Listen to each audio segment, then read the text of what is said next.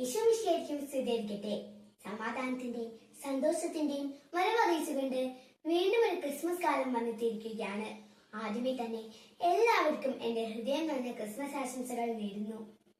Asia പ്രവാചകനും ജെറമ്യാ പ്രവാചകനുമൊക്കെ നൂറ്റാണ്ടുകൾക്ക് മുമ്പ് പ്രവചിച്ച് ദൈവപുത്രന്റെ ജനനം സംഭവിച്ചത് മാളികയിലോ മഹാസൗധത്തിലോ അല്ല, മറിച്ച് കന്നുകാലികളുടെ ഒരു തൊഴുത്തിലാണ്.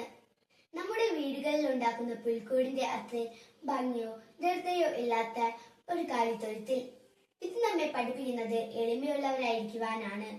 തൂമഞ്ഞ് പുതിഞ്ഞ രാവുകൾക്ക് സന്തോഷത്തിന്റെ ചുവന്ന മേളങ്കി സമ്മാനിക്കുവാൻ നക്ഷത്ര വിളക്കുകളും സമ്മാന പൊതികളും ശോഭ വർദ്ധിപ്പിക്കുന്ന ഡിസംബറിനെ വരവേൽക്കാൻ വീണ്ടും ഉണ്ണീശോയ്ക്കായി ഒരു പുൽക്കൂട് ഒരുക്കാനും എളിമയുള്ള മനസ്സോടെ നമുക്ക് പ്രാർത്ഥനയോടെ കാത്തിരിക്കാം.